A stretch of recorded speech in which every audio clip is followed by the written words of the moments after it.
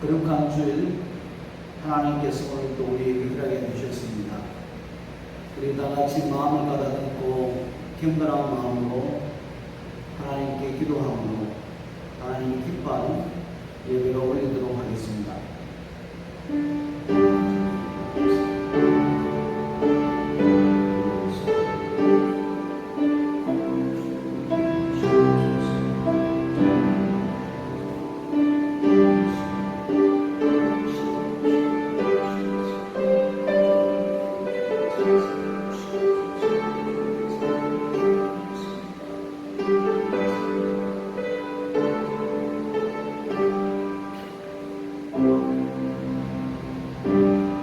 오직 나는 여호와를 우러러보며 날 구원하시는 하나님을 바라보나니 나의 하나님이 나에게 귀를 기우시리로다. 나의 대적이여 나로 말미암아 기뻐하지 말지어다. 나는 엎드러질지라도 일어날 것이요 어두운 데 앉을지라도 여호와께서 나의 빛이 되실 것이니로다. 아멘. 하나님 아버지 감사합니다. 때를 따라 돕는 은혜로 저희들을 이끌어 주시고 오늘 이 시간도 거룩한 주일을 허락해 주시어서 경건한 마음으로 하나님 앞에 예배할 수 있는 귀한 시간 주신 것 감사합니다. 하나님 아버지, 지금 이 세상은 코로나19 때문에 난리를 치며 어려운 가운데 있습니다.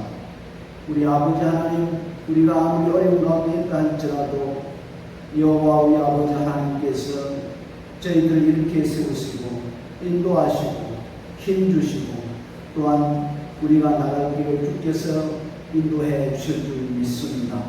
오늘 이 시간도 성령께서 기름 부어 주시어서 온전히 하나님 앞에 영광을 돌리는 복된 이 시간 되게 해 주옵소서. 예수님의 이름으로 기도드렸습니다. 아멘. 찬송가 23장 찬송 드리겠습니다.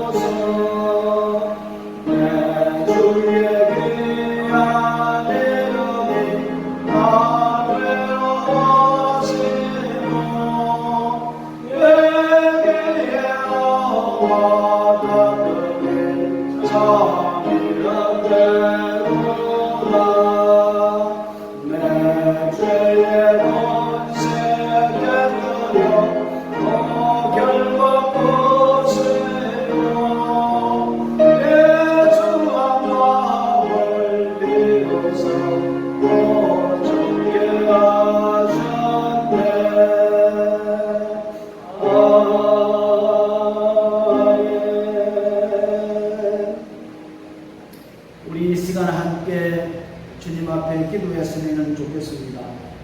먼저 코로나19로 인하여서 하나님이 어떻게 역사하실지 하나님의 뜻이 이루어질 수 있도록 우리 기도하시고 특별히 위기에 처한 대한민국이 국난을 함께 극복하고 허물어진 모든 영역이 회복되고 특별히 여러 가지 악법이 만들어지지 않도록 하나님 앞에 기도하고 또 저희들이 이 땅에서 믿음으로 살아가기 위해서는 하나님의 지혜와 성령의 충만함이 있습니다. 그리고 이 땅이 회복될 수 있도록 예배 가운데 성령의 임재가 예배하게 하고 또한 아픈 자들이 시험을 받을 수 있는 그런 역사가 일어나도록 우리 함께 이 시간 기도하겠습니다. 고마우신 우리 아버지 하나님 감사합니다. 오늘 이 시간도 주께서 우리에게 하나님의 은혜를 베풀어 주시고 성령의 명령을 따라서 예수의 이름으로 기도합니다. 아버지 하나님이여 코로나 19로 인하여서 많은 나라와 많은 사람들이 고통 가운데 있습니다. 하나님 아버지 이것이 어떻게 끝날지 언제 멈춰질지 저희는 알 수가 없지만 이 세상의 모든 것을 주관하시며 역사를 이끌어 가시는 분은 오직 하나님 한 분밖에 없사오니 오늘 이 시간에 하나님의 귀한 것이 이루어질 수 있도록 주님 앞에 기도합니다. 우리 아버지 하나님이여 함께 주옵소서. 우리 아버지 하나님 인도하여 주시옵소서. 그리하여서 하나님의 놀라운 역사를 통하여 믿음의 사람들이 많이 일어나게 하시고 병력답의 주함을 받게 하시고 살아계신 하나님을 다시 한 번 더 드러내는 복된 시간이 될 수 있도록 우리 아버지 하나님 인도하여 주시옵소서. 하나님 아버지여 대한민국을 위하여 주님 앞에 기도합니다. 이 나라가 여러 가지 분단의 아버지 입사되어 있습니다. 어떻게 하면 이 모든 것을 잘 극복하고 벌어진 모든 영역에서 다시 한 번 더 회복할 수 있을까? 주님 앞에 기도하는 분입니다. 우리 아버지 하나님의 많은 사람들이 특별히 지도자들이 잘못을 행하고 불법을 행하고 불의를 행하고 부진을 저들고 저들은 신하지 아니하고 계속해서 그저만 하며 계속해서 백성을 숨기고 있는 가운데 있습니다. 우리 아버지 하나님이 악한 나비 새끼의 그 영을 받아 그런 역사를 하고 있는 것 같은데 오늘 이 시간 나사렛 예수 그리스도 이름으로 명한다. 이 더러운 악한 영들아 예수 그리스도 이름으로 명하는 모든 복을 받고 지도자로부터 떠나갈지어다. 그러하여서 저들이 신하고 고백하고 다시 한 번 더 나라가 회복될 수 있는 아버지 회복될 수 있는 정화될 수 있는 역사가 일어날 수 있도록 우리 주님이 인도하여 주시옵소서. 특별히 아버지 하나님이 이 나라의 악법이 만들어지지 않도록 우리 주님께서 역사하여 주시옵소서. 우리 아버지 하나님 감사합니다. 우리 주님께서 더욱더 사랑하는 우리의 성도들에게 하늘의 지혜를 베풀어 주시고 성령의 충만함을 베풀어 주시고 믿음을 허락하여 주시어서 이 어려운 이 시대에 아버지 하나님의 지혜와 성령의 충만함을 통하여 담대하게 이겨나갈 수 있도록 인도하여 주시고 우리가 살고 있는 이 땅이 하나님의 축복 가운데 회복될 수 있도록 주여 인도하여 주시옵소서. 특별히 아버지 하나님 아픈 자들을 중심에 올려드립니다. 우리 아버지 하나님께서 만져주시고 치료하여 주시고 인도하여 주시어서 함께 주님 앞에 감사함으로 예배할 수 있도록 우리 주님 축복하여 주시옵소서. 오늘 이 시간에도 성령의 인대 가운데 예배하는 복된 이 시간 될 수 있도록 우리 아버지 하나님 인도하여 주시옵소서. 주님을 찬양합니다. 우리의 기도를 들어 응답해 주실 줄 믿고 예수님의 이름으로 기도드렸습니다. 아멘. 이 찬송가 543장 이 찬송 드리겠습니다. 543장입니다.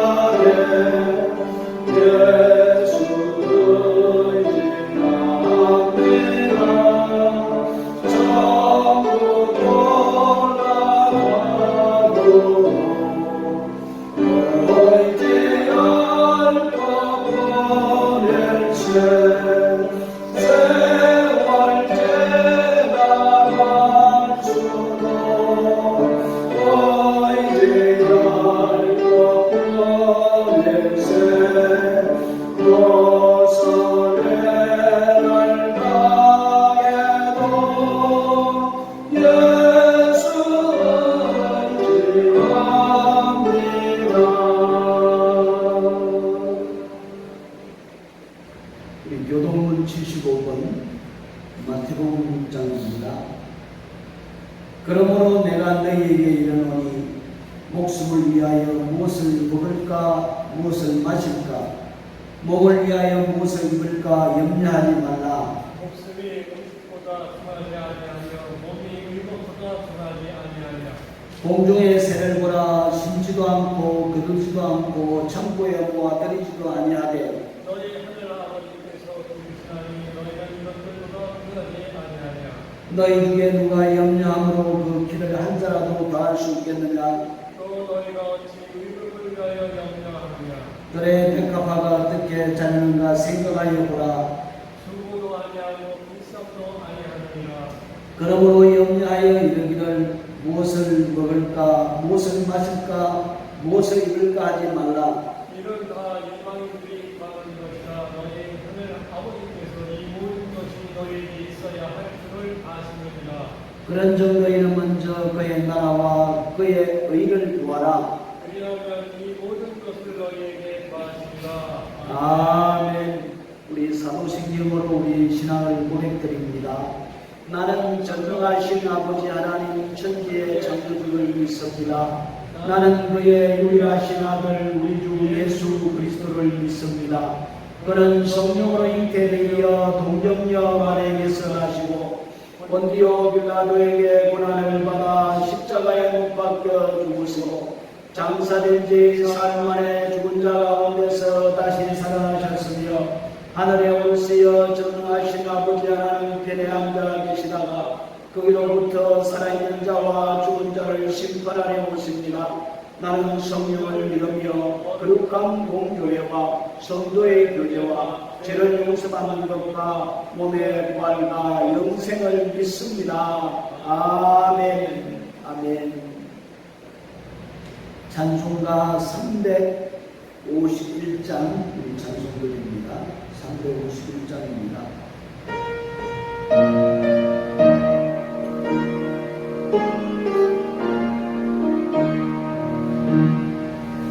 넌 사랑하라 주의 본사에 앞서가세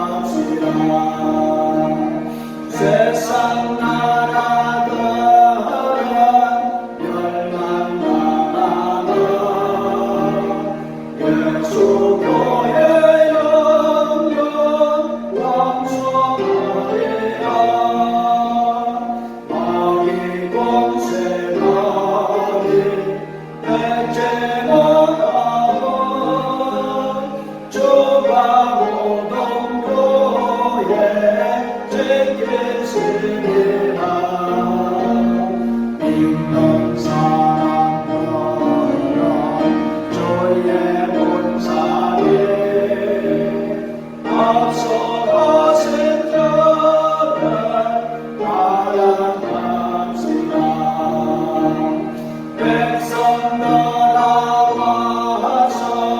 함께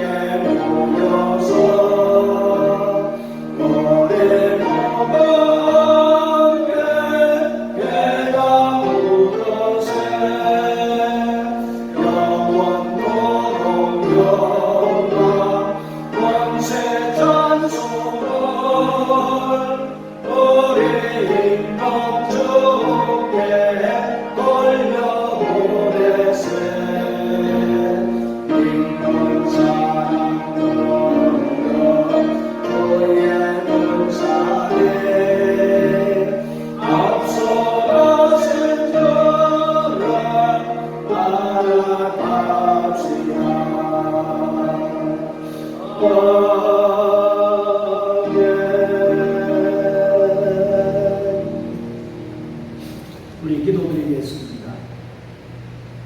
오늘 또 살아서 역사하시며 늘 우리에게 사랑과 은혜를 베풀어 주시기를 원하시는 우리 아버지 하나님, 오늘 이 시간에 주의 이름을 찬송드리며 예배로 영광을 올려드립니다. 주여 우리 예배를 받아 주옵소서. 오늘 이 시간도 성령의 조명을 통하여서 우리의 모습을 살피면서 예수 그리스도의 보혈의 피로서 저희들 더욱더 정결함을 입고 예수님의 놀라운 역사를 통하여 성령의 충만한 가운데 주님의 주신 귀한 힘과 능력을 가지고 이 땅에서 믿음으로 살아갈 수 있는 저희 모두가 될 수 있도록 인도해 주옵소서. 지금 이 세상은 코로나19 때문에 많은 나라와 많은 사람들이 어려움을 당하고 있습니다. 특별히 경제적인 손실로 말미암아 많은 어려운 사람들이 더 고통 가운데 빠져 있사오니 우리 아버지 하나님, 저희들에게 긍휼을 베풀어 주시고 다시 한 번 더 사랑을 베풀어 주시어서 하루속히 이 모든 바이러스로부터 해방을 받을 수 있도록 인도하여 주시고 모든 영역에서 회복될 수 있도록 우리 아버지 하나님 역사하여 주옵소서. 하나님 아버지, 이 일 때문에 사랑하는 모든 성도들이 많이 흩어져서 주님 앞에 예배를 드리고 있습니다.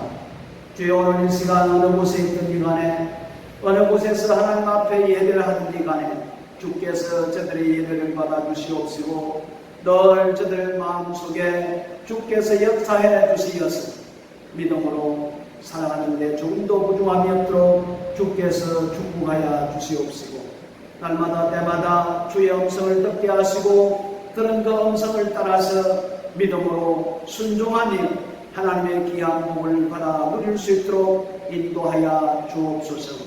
하나님 아버지, 나라와 민족과 우리가 살고 있는 이 땅을 주께서 축복해 주시어서 우리가 염려 걱정 없이 주님 안에 살아갈 수 있는 저희들 되게 해 주옵소서. 오늘 이 시간에도 주께서 말씀 가운데 기름 부어 주시옵시고 모든 우리 믿음의 사람이 온전히 마음과 정성을 다하여 하나님 앞에 예배할 수 있도록 인도해 주옵소서. 특별히 주님 앞에 간절히 간구하는 것은 고통 가운데 있는 사람들에게, 질병 때문에 어려움을 당하고 있는 사랑하는 우리 모든 성도들에게 주께서 회복의 역사가 있게 해 주시리라 믿습니다. 마음이 답답합니까? 육체적인 고통이 있습니까? 어려운 환경 속에 있습니까? 어떤 환경과 어떤 처지에 있다 할지라도 우리 아버지 하나님은 하나님의 놀라운 역사를 통하여 회복시키시고 이렇게 세우시고 또한 승리하며 살아갈 수 있도록 저희들에게 능력을 베풀어 주시리라 믿습니다. 오늘 이 시간 나사렛 예수 그리스도 이름으로 명한다. 모든 믿음의 백성들은 일어나 걸어간지어다. 할렐루야. 우리 주님께서 함께함으로 말미암아 할렐루야 찬송하며 우리는 날마다 때마다 믿음 안에 승리하며 살아갈 줄 믿고 주님 앞에 감사와 찬송과 영광을 올려드립니다.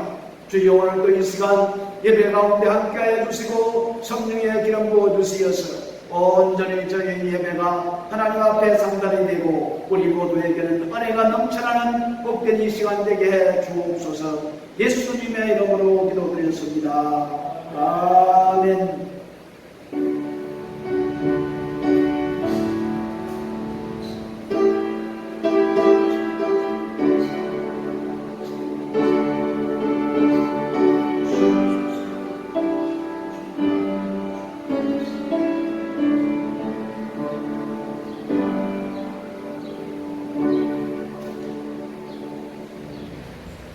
하나님 말씀 보시겠습니다. 사도행전 7장 1절로 10절 말씀입니다.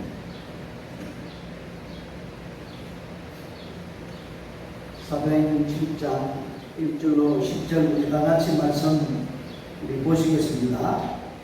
대제사장이 이르되 이것이 스데반이 이르되 여러분 부행들이여 들으소서. 우리 조상 아브라함이 하나님을 믿기 전 메소포타미아에 있을 때에 영광의 하나님이 그에게 보여 이르시되 내 고향과 친척을 떠나 내가 네게 보일 땅으로 가라 하시니 아브라함이 갈대아 사람의 땅을 떠나 하나님에 거하다가 그의 아버지는 죽음에 하나님이 그를 거기서 그의 지금 사는 이 땅으로 옮기셨느니라. 그러나 여기서 발붙일 만한 땅도 유업으로 주지 아니하시고 다만 이 땅을 아직 자식도 없는 그와 그 후손에게 소유로 주신다고 약속하셨으며 하나님이 또 이같이 말씀하시되 그 후손이 다른 땅에서 나게 내가 되리니 그 땅 사람들이 종으로 삼아 400년 동안 기록되게 하리라 하시고 또 이르시되 종 삼는 나라를 내가 심판하리니 그 후에 그들이 나와서 이곳에서 나를 섬기리라 하시고 할례의 언약을 아브라함에게 주셨더니 그가 이삭을 낳아 이르되 만에 할례를 행하고 이삭이 야곱을 야곱이 우리 12조상을 낳았느니라. 여러 조상이 요셉을 시기하여 애굽에 팔았더니 하나님이 그와 함께 계셔 그 모든 한나라에서 건져내사 애굽 왕 바로 앞에서 은총과 지혜를 주심에 바로가 그를 애국과 자기 온 집의 통치자로 세웠느니라. 아멘. 사랑하는 성도 여러분, 하나님 오늘 또 우리 예배를 통해서 하나님 축복을 베풀어 주실 줄 믿습니다. 이 사도행전 이 7장은 우리가 잘 알고 있는 스데반의 긴 설교입니다. 대부분 사도행전에 나타난 설교는 베드로의 설교와 바울의 설교가 있는데 딱 한 번 이 스데반의 처음이자 마지막 설교가 바로 요언으로 이렇게 되어 있습니다. 여러분들이 잘 아시는 대로 스데반은 이 설교가 끝나고 나면은 이제 끌려 들어가서 돌에 맞아 죽는 첫 번째 순교자가 되는 사실입니다. 생각해 보면 스데반은 이 사실을 이미 알고 있는 것 같습니다. 모든 것을 다 주님께 맡기고 담대하게 말씀을 선포했던 것을 볼 수가 있습니다. 정말 이 스데반이 설교한 이 내용이 너무나도 중요합니다. 그래서 기독교의 교회의 깊은 진리를 아마 논할 때에 이 말씀을 들어서 논하고 있습니다. 뿐만 아니라 이 사도 바울의 신학, 그리고 사도 바울의 신학의 반복론이 바로 이 스데반의 설교에서부터 시작되었다라고 이렇게 볼 수가 있습니다. 물론 스데반이 한 번 설교하고 마쳤지만 그 설교의 내용이 하나의 바울 신학의 기본이 되고 기초가 되고 방법이 되었다는 것을 우리가 알 수가 있습니다. 지금 스데반은 어떤 자리에 서서 말씀을 선포합니까? 우리 예수님께서 산헤드린 공회에 불려 들어가서 재판을 받는 때와 똑같이 스데반도 이 대제사장 가야바 앞에서 신문을 받고 말씀을 전합니다. 생각해 보십시오. 저들은 어떻게 하면 스데반을 죽일까 궁리하고 있는데 스데반은 죽음을 각오하고 말씀을 선포했던 것을 볼 수가 있습니다. 자, 우리가 여기에서 보면은 먼저 우리가 생각할 수 있는 것은 이 베드로도 요한도 산헤드린 공회 앞에 섰을 때에 성령을 충만히 받고 담대하게 말씀을 선포한 것처럼 오늘 이 스데반도 성령의 충만함과 지혜가 충만했다고 사도행전 6장 10절에서 말씀을 하고 있습니다. 여러분, 성령을 충만히 받았다, 충만하다 할 때 우리는 어떤 생각을 가지고 있습니까? 예수 그리스도의 사랑과 열정, 그리고 예수님은 죽었다가 부활하시다는 확신을 가지고 선포를 한다는 그런 것이죠. 그래서 스데반은 이것만을 만족하며 죽음을 각오하고 말씀을 선포했던 것을 볼 수가 있습니다. 그러니까 죽음도 두려워하지 않습니다. 죽음도 두려워하지 아니하고 원수에 대한 두려움도 두려워하지 않습니다. 미워하거나 질투하거나 시기하거나 그런 마음이 아니었습니다. 바로 성령의 충만한 가운데 말씀을 선포하는데 스데반의 얼굴이 천사의 얼굴과 같았더라 이렇게 말씀을 하고 있습니다. 그리고 성령의 지혜가 충만하니까 자기가 알고 믿었던 모든 신학적 지식이 말씀으로 선포되었던 것을 볼 수가 있습니다. 그래서 담대하게 말씀을 전했습니다. 어디 앞에서? 산헤드린 공회 앞에서 성경에 기록된 대로 처음이자 마지막 설교를 했다는 겁니다. 그런데 스데반이 처음 설교를 할 때에 무엇을 인용했냐 하면은 이스라엘 역사를 인용을 했습니다. 여러분, 단장 예수 그리스도를 믿으십시오. 예수 그리스도가 여러분의 구세주요 주인입니다. 이렇게 하면은 그냥 금방 돌에 맞아 죽을 것인데 이걸 이스라엘의 역사를 끄집어내 가지고 누구를 등장시킵니까? 이스라엘 조상이라고 하는 아브람과 다윗의 자손 예수 그리스도의 세계라고 이렇게 마태가 이렇게 이야기했듯이 누구를 등장시킵니까? 아브라함을 딱 등장시킵니다. 왜 아브라함을 등장시킬까요? 등장시키는 이유는 그때 그 당시에 모든 유대인들은 아브라함을 자기 조상으로 믿고 존경했기 때문에 귀를 기울였다는 말씀입니다. 그뿐만 아닙니다. 아브라함에게서 스데반은 무슨 모습을 보았느냐? 예수 믿는 그리스도인의 모습을 보았다는 말씀입니다.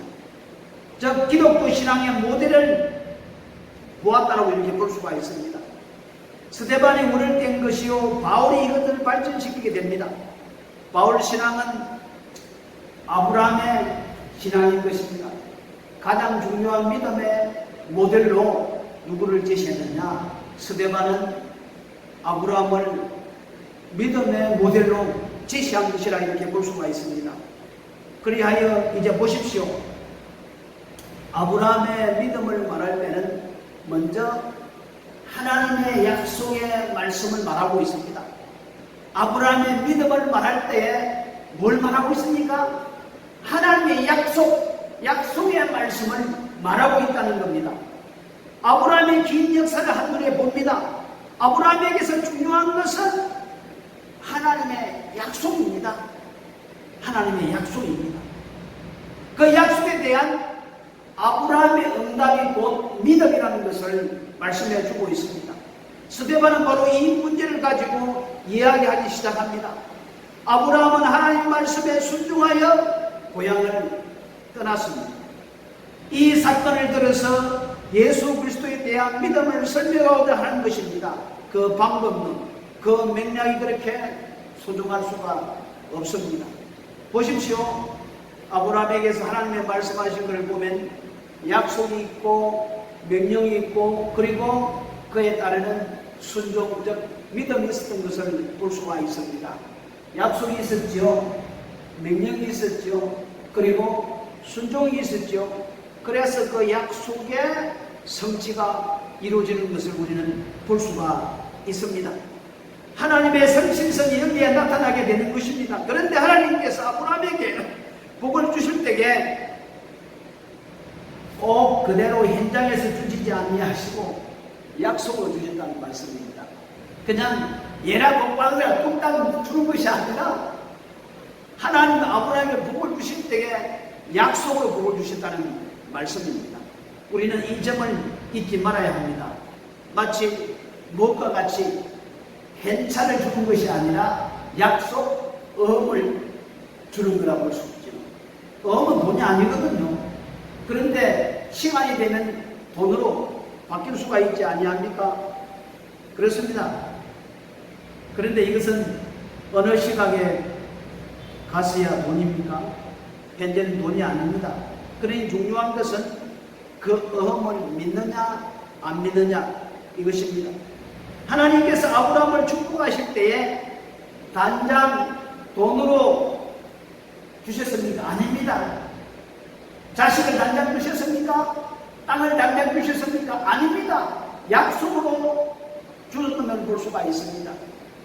하나님은 아브라함에게 단장, 돈을 주거나 건강을 주거나 자식을 주거나 뭘 주거나 그리하지 않았던 것을 볼 수가 있습니다. 바로 축복의 약속을 주신 것을 우리는 볼 수가 있습니다. 여러분, 하나님께서 아브라함에게 뭘 약속했습니까? 두 가지 약속을 했지요. 땅을 주겠다, 자식을 주겠다, 두 가지를 주겠다고 했습니다. 그런데 아시는 대로 우리 본문에 보면은 아브라함이 발붙일 땅도 없었다고 이렇게 말씀하고 있지 않습니까? 아브라함의 인생은 나그네 인생으로 살다가 갔습니다. 그러면 참 땅이 어디 있습니까? 땅이 어디 있어요? 이것이 하나의 수수께끼입니다. 이스라엘 사람들은 지금도 이스라엘 예루살렘의 자기 땅이라고 자기들이 차지하고 있습니다. 원래 나라를 잃어버리고 땅을 잃어버리고 2000년 동안 헤매다가 겨우 찾았죠. 여러분, 우리 땅 농사가 있습니까? 땅 점령서가 있습니까? 그 땅을 구입했다고 증명이 있습니까? 지금도 그 땅 때문에 팔레스타인은 큰 심각한 문제를 안고 있다는 것입니다. 다음으로 또 하나는 자식 문제인데, 자식을 주시라고 했는데 몇 년 만에 자식을 주셨습니다. 작년 25년 후에, 25년. 그래서 이 약속은 현재적인 것이 아니라 모두가 다 미래적이었다는 것을 이렇게 볼 수가 있습니다. 그래서 약속한 때와 약속이 성취되는 그 시간 사이에 무엇이 필요하냐? 믿음이 필요한다는 겁니다. 하나님께서 약속하시고 그 약속이 성취이 될 때까지 그 기간이 바로 믿음이라는 것을 우리에게 잘 가르쳐주고 있습니다. 그렇지 않고는 이 사건이 사건화될 수가 없습니다. 그러면 하나님께서 어찌 당장 주시지 않고 미래에 주시겠다고 했습니까? 여러분 한번 생각해 보세요. 아니 그냥 하나님 약속하고 그냥 복을 딱 주고 되는데 하나님이 약속한 미래의 약속을 했거든요. 왜 그랬을까요? 저는 그렇게 생각합니다. 아브라함으로서 준비해야 할 것이 있었기 때문에 그렇다고 봅니다. 아브라함이 뭘 준비해야 되느냐? 믿음을 키워나가야 되고, 또 의식도, 또 철학도, 그리고 세상을 보는 세계관도 바뀌고 세워져야 하기 때문에 그렇다고 볼 수가 있습니다. 그러니까 그것은 하나님의 지혜라 이렇게 볼 수가 있습니다. 여러분, 하나님께 뚝딱하고 돈을 수억을 이렇게 주면은, 그 돈을 쓸 줄 모르는 사람에 주면은 그 사람에게는 복이 아니고 오히려 악이 된다는 말씀입니다. 마찬가지로 하나님께서 아브라함에게 약속을 했는데 그 약속의 복을 당장 주시지 아니하고 미래적으로 준 것은 아브라함의 믿음을 키우기 위해서 아브라함의 의식과 인격과 그리고 세계관을 바르게 세우기 위해서 그렇게 해주었다는 것을 말씀해 주고 있습니다. 그래서 이것은 하나님의 지혜요, 또 엄격히 말하면 우리 자신의 필요에 의한 것입니다. 그 이유가 바로 우리에게도 있다는 말씀입니다. 그러면 하나님께서 아브라함에게 주신 약속을 우리가 이 시간 한번 생각해 보겠습니다. 우리 3절 말씀에 보니까 먼저 하나님께서 아브라함에게 내게 보일 땅으로 가라고만 말씀하시지, 동으로 가라, 서로 가라, 북쪽으로 가라, 남으로 가라 이렇게 말씀을 하시지 아니했습니다. 약속만 믿고 가라, 이것이었습니다. 그리고 두 번째는 고향과 친척을 떠나라고 하셨습니다. 여러분, 왜 친척 아비 집을 떠나라고 말씀했습니까? 이유가 있습니다. 그때 그 당시 아브라함이 살던 곳은 우상을 숭배하는 지역이기 때문에 그 지역에서 하나님을 잘 섬길 수 없기 때문에 하나님은 본토 친척 아비 집을 떠나라고 말씀을 했습니다. 그런데 여러분, 그때 그 당시에 고향을 떠난다, 집을 떠나서 다른 곳으로 간다 하는 것은 죽음을 각오하고 떠나야 된다는 겁니다. 우리가 어릴 때도 보면은 동네 터세가 있어가지고 아니 한 동네에 이렇게 놀러 가면은 얻어맞고 오는 거예요. 왜요? 동네마다 터세가 있기 때문에. 마찬가지로 그때 그 당시에 고향 친척 아버지를 떠난다는 것은 죽음을 각오하고 떠난다는 것입니다. 그럼에도 불구하고 하나님께서는 고향을 떠나라, 가족을 떠나라, 친척을 떠나라 이렇게 말씀을 하고 있습니다. 그 이유는 우상을 섬기는 지역이기 때문에 그렇습니다. 그뿐만 아닙니다. 왜 떠나라고 하느냐? 믿음의 사람은 지난 사람끼리 살아가라고 하는 것이 아니라 정말 믿음의 사람은 낯선 곳에 가서 살면서 하나님을 증거하는, 하나님을 나타내 보여주는 삶을 통해서 하나님이 어떤 분인가를 삶을 통해 보여주는 삶을 살도록 그렇게 친척 본토 아베 집을 떠나라고 말씀을 하고 있습니다. 여러분, 참 그래서 우리는 이 선교사의 제1호 선교사가 누구냐 할 때에 아브라함이라 이렇게 말을 하고 있습니다. 아직 자식이 없는데도 자식을 주리라, 믿고 떠나라고 하나님께서 말씀을 하십니다. 자, 그러면 여기에서 우리 약속에 대해서 좀 한번 생각해 보기로 하겠습니다. 약속은 현재입니까? 미래적인 겁니까? 약속은 현재가 아닌 미래적이죠.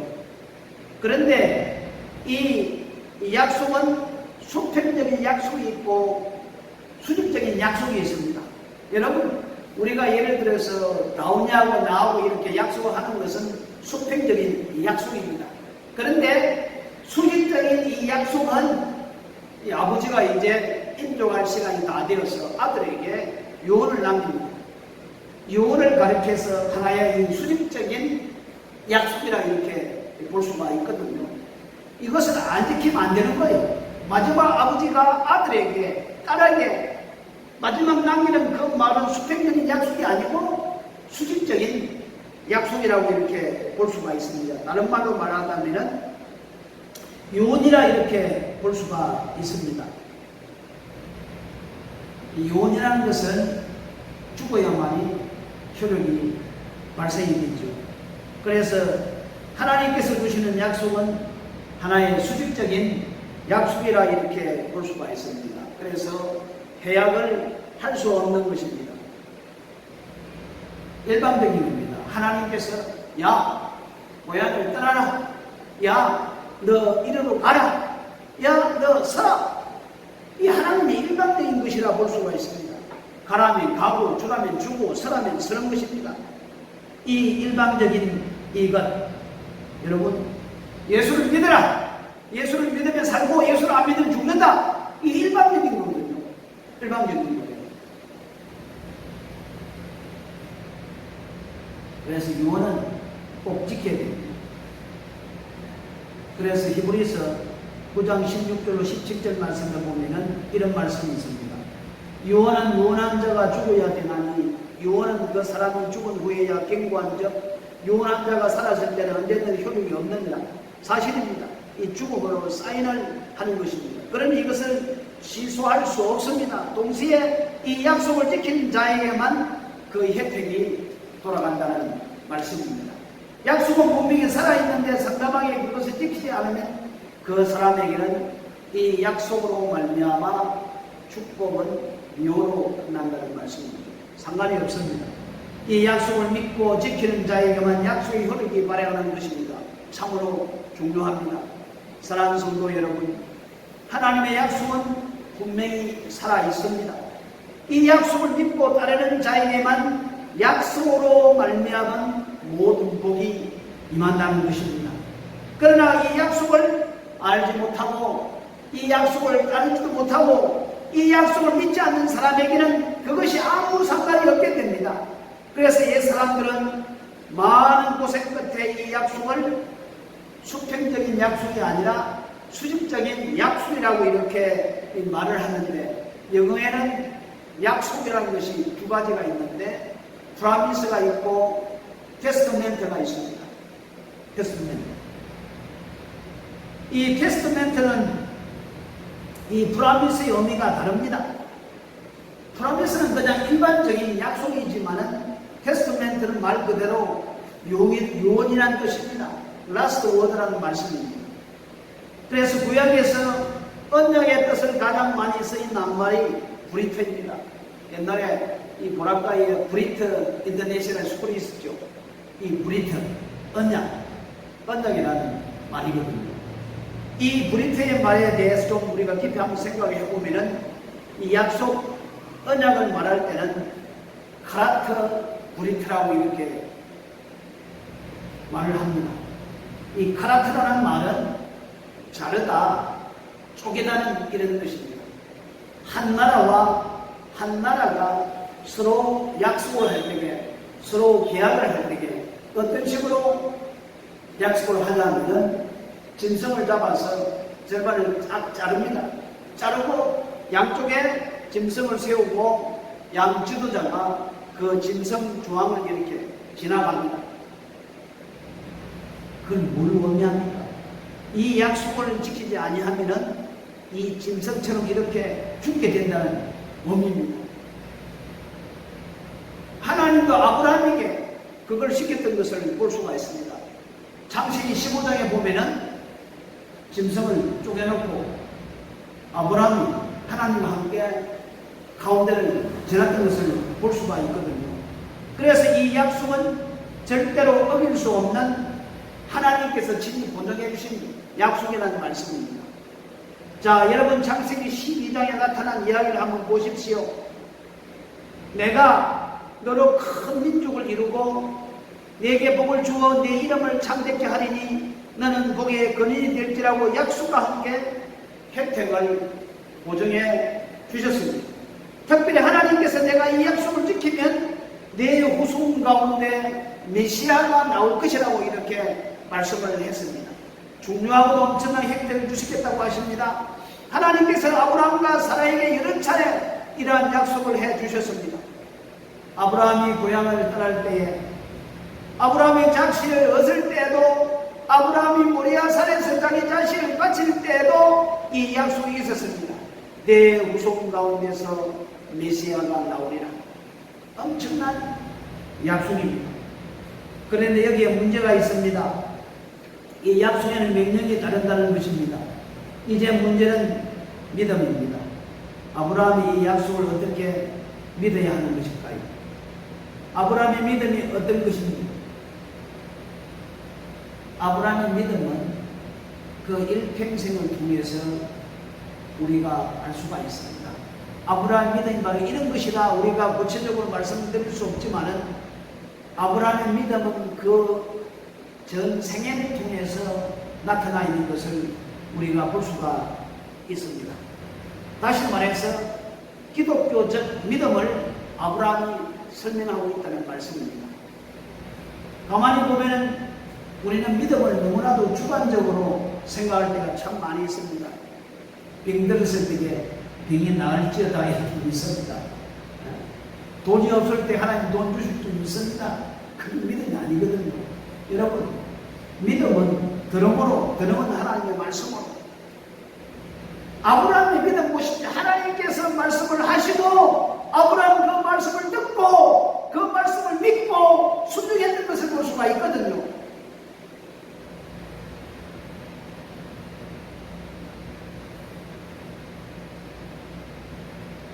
약속이 있고 그 약속을 믿습니다.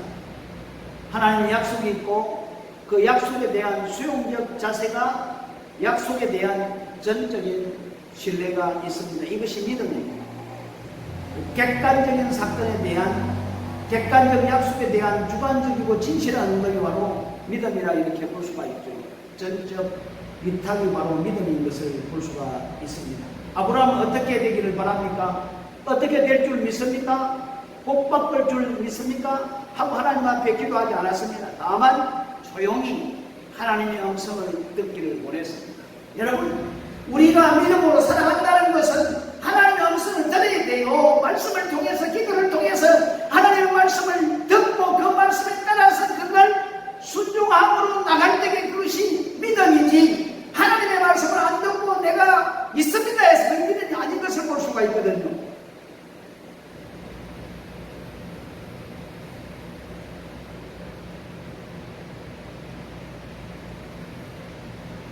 보십시오. 아브라함이 하나님의 음성을 안 듣고 샛길로 가다가 무슨 문제가 생겼습니까? 무슨 문제가 생겼죠? 아주 심각한 문제가 생겼던 것을 볼 수가 있습니다.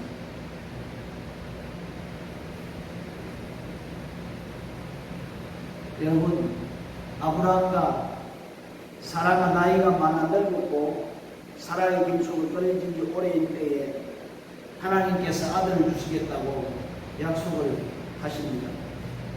아브라함 인간의 상식으로는 도저히 불가능한 일입니다. 그런데 그 말씀 그대로 그 말씀을 수용했다는 말씀이죠. 성경은 아브라함을 이러한 믿음을 높이 평가하고 있습니다. 하나님께서 아브라함을 믿음을 보시고 그를 어렵다고 옳다고 인정해 주셨습니다. 그러나 아브라함의 인생이 그렇게 율법적으로 양심적으로 깨끗하지만 않았습니다. 다만 아브라함은 하나님의 말씀이 떨어질 때마다 전적으로 받아들이는 가장 소중히 여겼습니다. 여러분, 아브라함의 일생을 보십시오. 하나님의 말씀을 듣고 그대로 따라가는 것이 전부였습니다. 아브라함의 이 믿음은 순종입니다. 확신이 아닙니다. 떠나라고 하면 떠나고 서라고 서고 살라면 사는 순종하는 것을 볼 수가 있습니다. 여러분, 순종이 있을 때는 인내가 따릅니다. 오래 기다립니다. 그리고 전적으로 신뢰하는 것입니다. 바로 이것이 아브라함의 믿음입니다. 또한 아브라함의 믿음은 소망적이고 미래적인 것이라 볼 수가 있습니다. 당장 받은 것은 얼마 안 됩니다. 그러나 하나님께서 미래를 주시겠다고 하십니다. 아브라함은 먼 미래에 대하여 완전히 만족하고 있습니다. 보다 먼 미래, 그에게는 이것이 중요했습니다. 그래서 그는 하나님께서 주신다는 땅을 믿고 고향을 떠나서 평생 나그네로 살았습니다. 그리고 아들을 주시겠다고 25년 동안 기다렸습니다. 하늘의 별처럼 바닷가의 모래알처럼 자손을 주실 줄 믿습니다 하고 기다렸습니다. 참 이것이 아브라함의 믿음이라 이렇게 말씀을 하고 있습니다. 또한 하나님을 신뢰하고 하나님을 믿고 모험했던 것을 볼 수가 있습니다. 그렇습니다. 아브라함의 믿음은 하나님의 모험이 포함되어 있다는 것을 우리에게 말씀해 주고 있습니다. 당장 지금 이루어지지 않더라도 내일에 먼 훗날에 이룰 것이라고 그는 믿었던 것을 볼 수가 있습니다. 우리가 히브리서 11장 말씀에 보면은 저희가 이제 더 나은 본향을 사모하니 곧 하늘에 있는 것이라. 아브라함은 발붙일 땅도 갖지 못한 채 하나님께서 주시겠다고 하신 약속의 땅을 찾아 평생 나그네로 살아갔습니다. 그러나 하나님의 약속은 살아있습니다. 그렇다면 과연 하나님이 지시한 약속의 땅이 어디입니까? 그것은 본향 하늘에 있는 것이라고 말씀해 준다고 볼 수가 있습니다. 아브라함이 더 나은 본향을 사모했기에 조금도 이 땅에 대해서는 미련을 두지 않았다는 것입니다. 아브라함이 주신 이 땅의 약속이 무엇을 의미하는지 우리는 잊지 말아야 할 것입니다. 그런 생명을 자신의 안정을 얻지 못했습니다. 그러나 자신의 후손에게 하나님의 약속이 맞들이 이루어질 것으로 믿었습니다. 이것이 아브라함의 믿음입니다.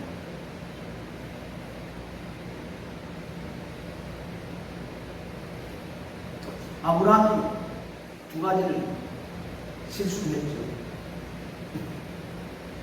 두 가지를 실수를 했습니다. 아브라함이 가나안 땅에 갔는데 그 해에 큰 흉년이 들어서 먹을 것이 없으니까 어디로 이사를 갔습니까? 애굽으로 이사를 갔거든요. 그래서 애굽에 이사를 가서 자기 마누라도 잃을 뻔했고 자기도 죽을 뻔했거든요.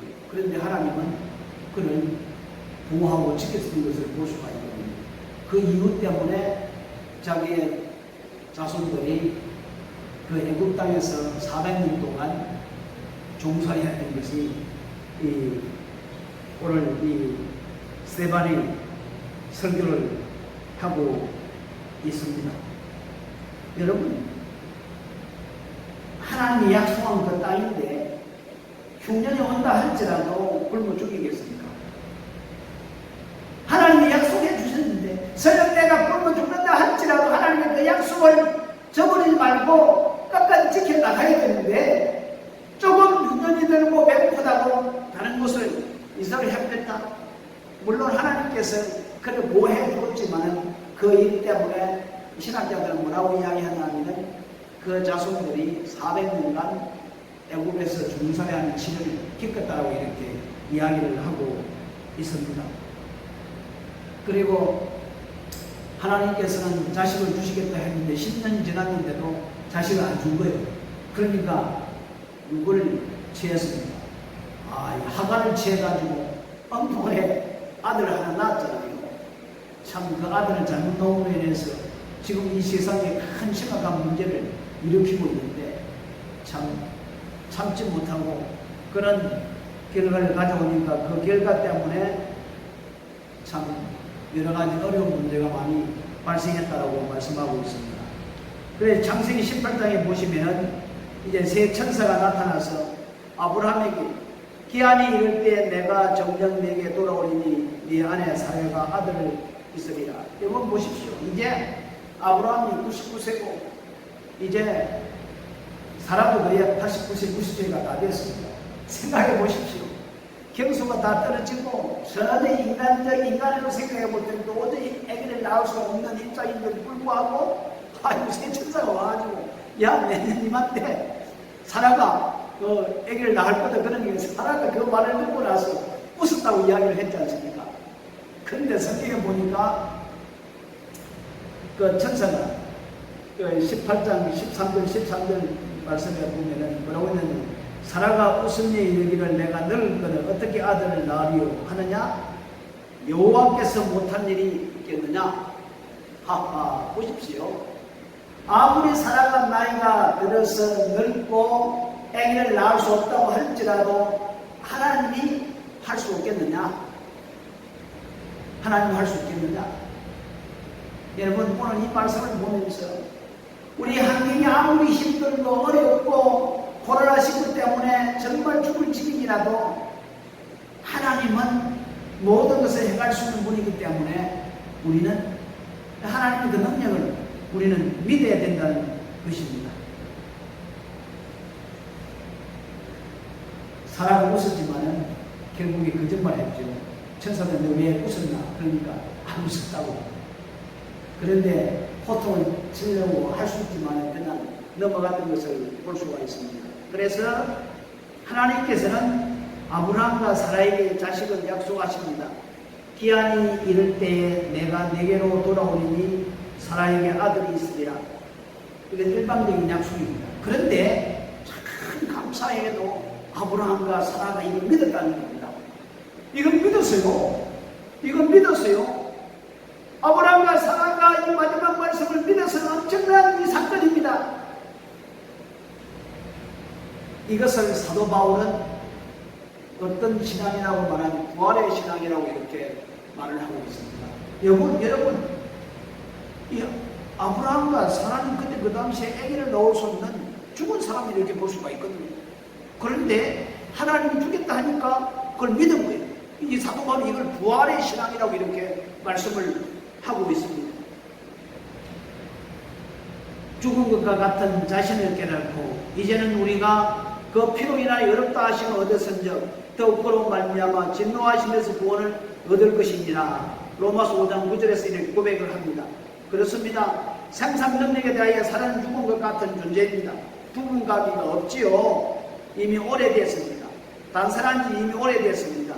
죽은 것과 같은 상태인 것을 알면서도 하나님의 약속을 믿었습니다. 이러한 믿음이 부활을 믿는 신앙이라고 사도 바울은 설명하고 있습니다. 이것이 바울 신앙의 핵심입니다. 아브라함이 자기 생애를 통하여 보여준 믿음을 하나님께서 의로 여기셨다. 의로 여기셨다는 것이 바울은 신앙의 주제가 되었던 것을 볼 수가 있습니다.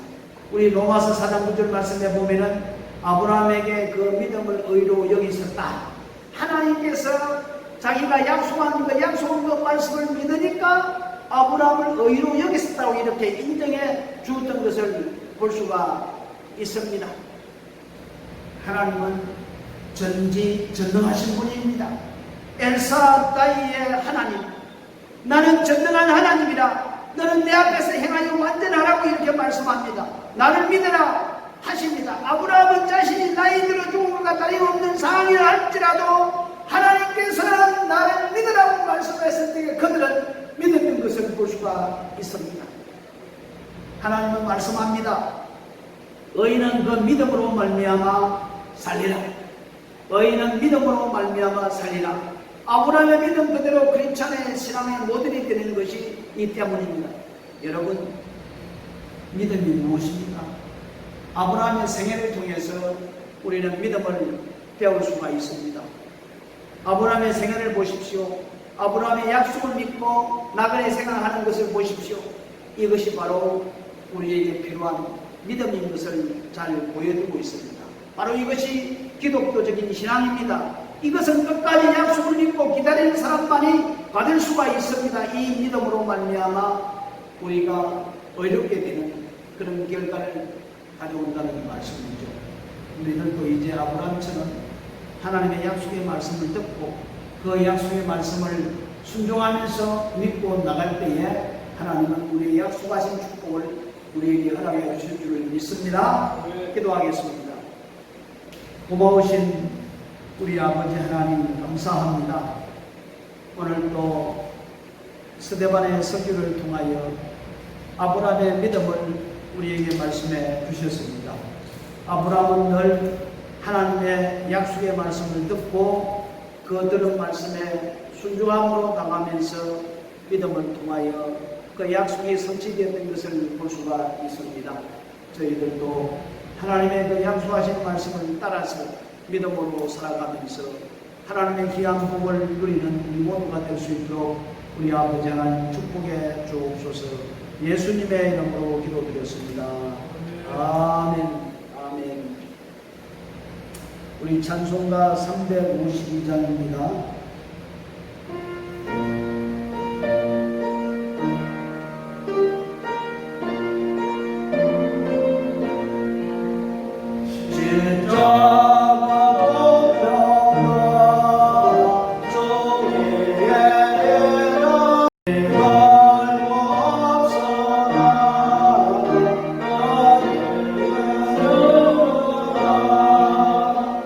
주께서 성전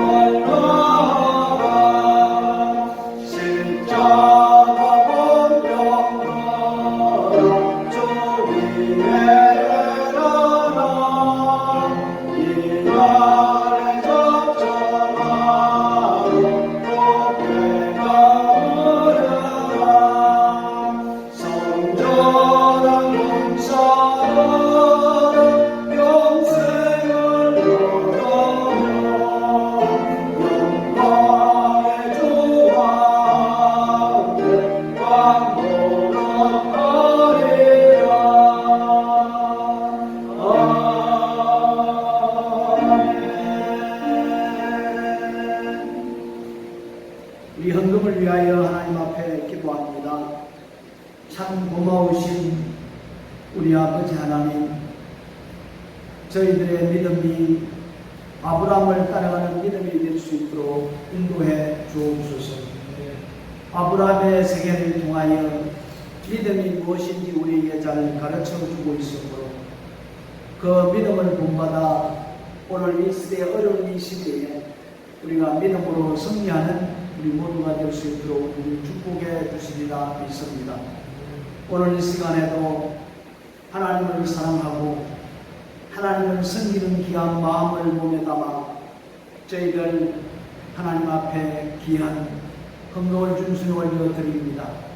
주여 받아 주시옵소서. 주님 받지는 손길 저들의 형편과 저들을 아시고 하나님께서 하나님 은혜와 축복으로 늘 채워주시고 이 어려운 시기에 슬기롭고 보람있게 잘 이겨낼 수 있는 하나님의 귀한 권능을 더하여 주시옵소서. 하늘의 지혜가 필요합니다. 하나님의 능력이 필요합니다. 이 땅을 어떻게 하면 싸워 승리할 수 있을까? 하나님의 놀라운 지혜가 필요하오니 주께서 허락하시고 보호하여 주시고 인도하여 주시고 피할 길을 주시고 이길 힘을 허락해 주시옵소서. 특별히 하나님 앞에 드려진 이 물질이 하나님의 뜻에 하나님 나라 확장에 귀하게 사용될 수 있도록 인도해 주시리라 믿습니다. 오늘 이 시간도 여러 가지 어려움 가운데, 고통 가운데, 질병 가운데 있는 사람 모든 성도를 주님 손에 올려드리오니 우리 아버지 하나님께서 저들을 어루만져 주시고 모든 어려움으로부터 질병으로부터 해방받을 수 있도록 주께서 역사해 주시옵소서. 주님을 찬양합니다. 예수님의 이름으로 간절히 기도드렸습니다. 아멘. 아멘. 예수님의 이름으로 여러분들을 사랑하고 축복합니다. 예, 벌써 6월 둘째 주일이 되었습니다. 한속히 코로나19가 멈춰지고 또 모든 사람들이 정상적으로 활동하며 특별히 오가는 일들이 많이 있었으면 좋게 되었습니다.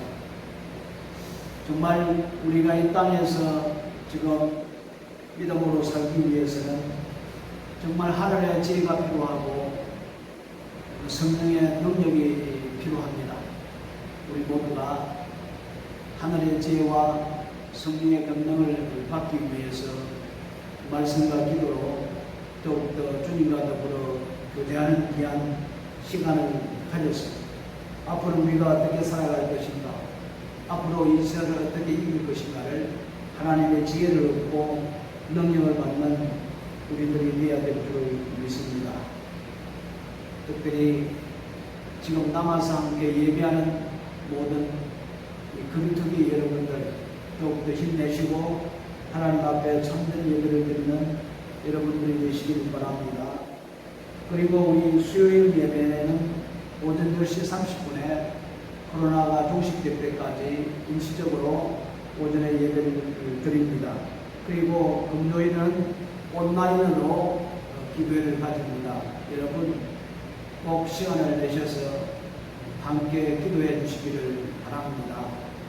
그냥 마음대로 여러분의 생각대로 살아가는 것이 아니라 오늘 말씀처럼 하나님의 음성을 매일 듣고 그 들은 음성을 따라서 살아갈 수 있는 우리가 되어야 될 줄 믿습니다. 특별히 우리 대한민국을 위해서 기도해야 될 줄 믿습니다.